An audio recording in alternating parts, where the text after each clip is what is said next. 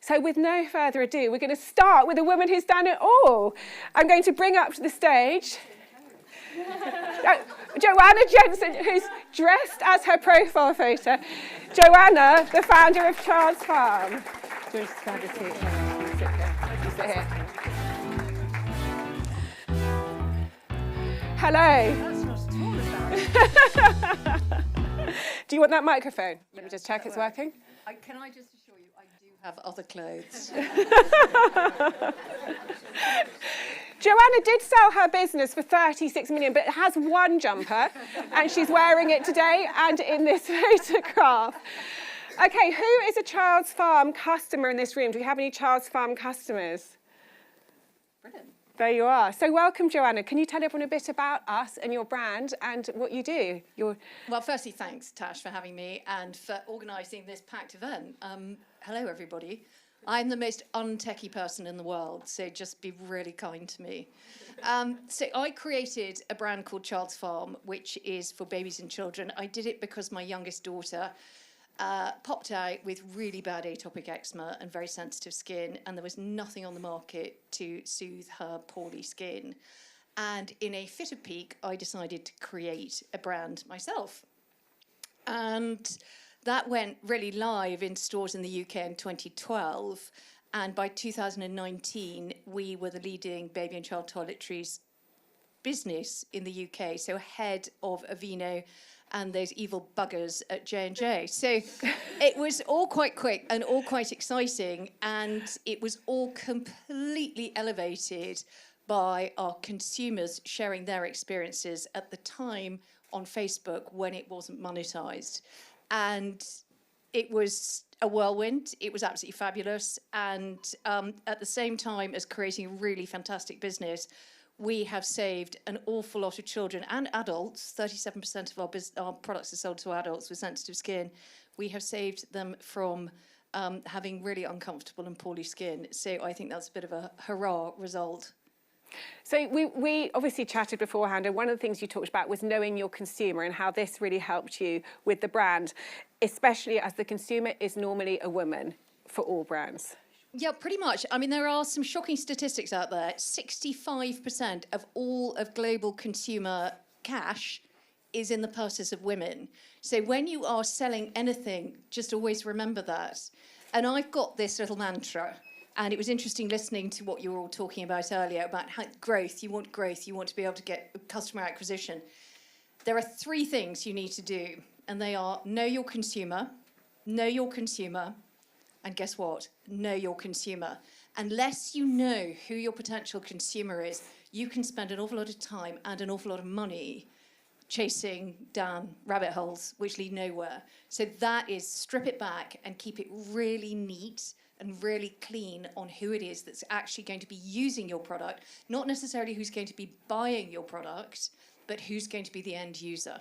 And tell us how that led you to sort of take chances on things like Radio 4 that other brands might consider old media or not relevant. Well, interestingly enough, when we sort of did our big UK launch in 2012, you know, Facebook was the sort of thing you went on to sort of catch up with people you really didn't like at school. And TV advertising was still really big. And when we launched in 2014, we actually launched with a TV ad campaign. And we did sponsorship idents, you know, bumpers. So on Boomerang, which was a Warner Network channel, every night, bath time on Boomerang was sponsored by Child's Farm. It made our recognition among parents with young children, guess what, they're our consumer, really aware about us. And it was just thrown into their mindset the entire time. The same applies to radio as well. I did Gap Finders, which is on Radio 4, if any of you probably don't listen to Radio 4, which is sort of part of Women's Hour. It's getting even more exciting, isn't it? And actually, I was talking to, it was Fliss, I think, and we were talking about my journey, and literally while we were on the radio show, which was live, the office could see sales going through. I think some of these old school things like, you know, billboards, for example, when we launched in Sainsbury's, we had them around every single Sainsbury's store in London.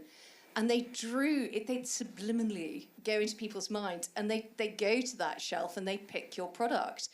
And these old school methods, I still think there's a place for them because, you know, Meta is exhausting, Meta is expensive. My reason to market is always know your ROI, your return on investment. And if none of your team can share with you how much you're going to get for that piece of marketing, send them away again. Because if they don't know, it's not going to magically appear. You may as well just start setting fire to £50 notes.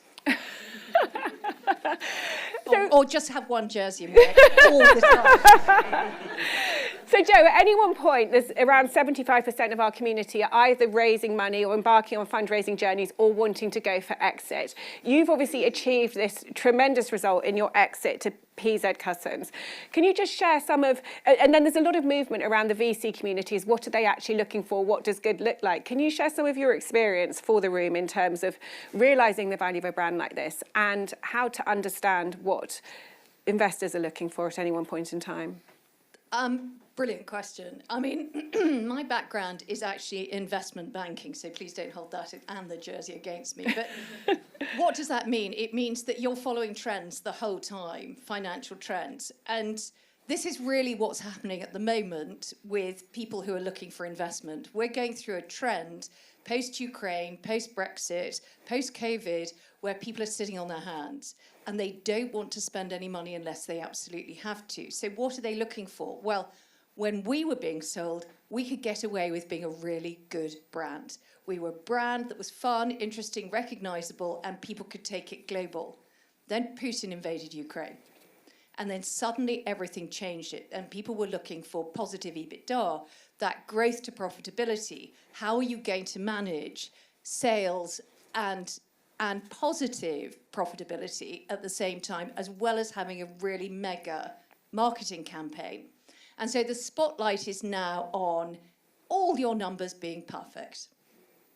And your fast-growing businesses, it's tough, you're doing your best, you're trying to find the best opportunities when everything with a Meta price tag on it is £1 million. It's tough, it's really tough. And this is when you bootstrap. And this is where you take away all the fluff, you take away all the unnecessaries, you know, gone are the mid-morning donuts. You just really get it tight, which is really how I started. I mean, I started on credit cards. I mean, I didn't have a bean, and I had 2 small children and just got divorced and literally had enough money to pay the rent for a year and 1 jersey. So you've got to look at it. You know, you can't go out for dinner. You can't go on a lush holiday. You've got to be reinvesting in your business, because unless you've got skin in the game, how on earth are you meant to convince an investor that they should invest in you too? I met a brand the other day, 7 years they've been going, and they've been getting constant investment over those 7 years, and the people that were investing in them pulled out. And I said, how much do you stand to lose if this goes under? She said, my reputation. I said, no, financially. She said, nothing, I never put a penny in. I wouldn't have touched her with a barge pole. I'm now an angel investor, and the 2 things that matter to me, 3 things really. 1, I want a stellar founder. I want someone who digs deep, who works hard, who just gets on with it. No is not a word in their vocabulary. It means maybe. They have 1 jersey because they don't waste any money on anything else. Secondly, they've got to have something that's really exciting, that I can resonate with. It doesn't necessarily have to be something that I would use or I understand. I've invested in 3 tech businesses, one of which I have no idea, but I love her, Emma Sinclair. Fantastic. Do anything for her. And then what you've then got to understand is their ability to really cut through the crap and get to know who that consumer is. And to be a bit tough. Because it is, you know, your statistics up there, retaining staff, keeping them up to date. All of these things cost you money. So you want to be sure those investments that you make are the right investments, because you don't want to turn around in 3 months' time, as always seems to happen these days, and they've decided they don't like it anymore. And you've just invested however much money in getting that new member of staff up to scratch. So there's a lot to think about. And finally, Jo, obviously a lot of people have a dream of selling a brand for a huge amount of money. I know it's been an emotional experience for you because it comes with letting go of the baby you created. How have you navigated through that? initially very badly. I think when you sell your business, and I know there's a couple of people out here that have, when you sell your business, you are literally selling your soul. And the 6 months prior to everybody inking that document is you don't get any sleep, you don't see anyone, you don't do anything, you are literally physically and mentally exhausted. So when it happens, it's not really true and it's not really real. And I think it took me 8 months to stop bitching about their Instagram posts. And 8 months to stop me just bursting into tears. I mean, like an emotional wreck. And each time my boyfriend would just shout, so just say, go and look at your bank account. Stop being such a girl, go and look at your bank account. But it's an emotional journey. I mean, we've got DNA in these businesses that we've created. It is an extension of us. And actually, I'm just going to name drop here because I was so excited. I went to number 10 on Friday, and my new best friend is a woman called Claire Williams, who was the team person of F1 Williams. Her father was Frank Williams. And we arrived at the same time, and literally, we were like BFFs. I was so excited. And two things. Firstly, she said, this is quite embarrassing, but I know who you are. You're the Child's Farm lady, aren't you? And we've got Child's Farm all through our house. And I was just about to go to her, so Claire, what's it like being a team principal in F1? And I just sort of went, yeah, I know, that's me. And secondly, 4 years since she sold Williams, and she said she still gets really angry and really upset because it's in your DNA. So it's perfectly normal. You just have to fill your time with new jerseys, ice creams and sunny holidays. But also do what I do, which I love, which is giving back. Yeah. And as I say, I'm an angel investor, and I really spend an awful lot of time with female-founded brands. But the principles that a brand has, or whether a tech company has, they're all exactly the same. And I'll just dial you straight back. Know your consumer.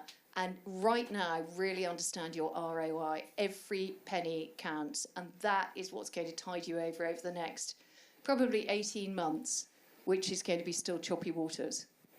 Brilliant. Thank you, Jo. We could have Jo on all day. Thank you so much, Jo. That's amazing. Thank you.